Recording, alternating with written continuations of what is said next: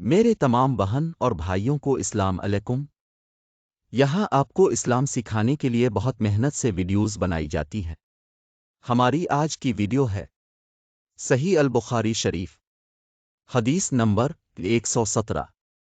ہم سے آدم نے بیان کیا، انہوں نے کہا کہ ہم کو شعبہ نے خبر دی، ان کو حکم نے کہا کہ میں نے سعید بن جبیر سے سنا، وہ عبداللہ بن عباس رضی اللہ تعالیٰ عنہ سے نقل کرتے ہیں کہ ایک رات میں نے اپنی خالہ میمونہ بنت الحارث رضی اللہ تعالیٰ عنہا زوجہ نبی کریم صلی اللہ علیہ وآلہ وسلم کے پاس گزاری، اور نبی کریم صلی اللہ علیہ وآلہ وسلم اس دن ان کی رات میں انہی کے گھر تھے۔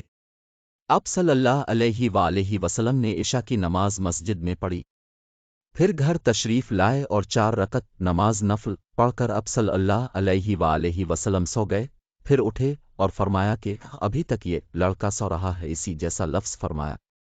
پھر آپ نماز پڑھنے کھڑے ہو گئے اور میں بھی وضو کر کے آپ کی بائیں جانب کھڑا ہو گیا، تو آپ صلی اللہ علیہ وآلہ وسلم نے مجھے دائیں جانب کھڑا کر لیا۔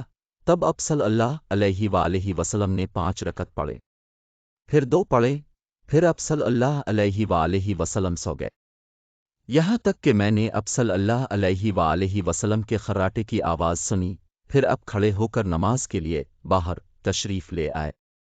برائے مہربانی اس ویڈیو کو لائک کریں اور چینل کو سبسکرائب ضرور کریں تاکہ آپ آنے والی اسلامی ویڈیوز دیکھ کر اسلام سیکھ سکیں۔ شکریہ۔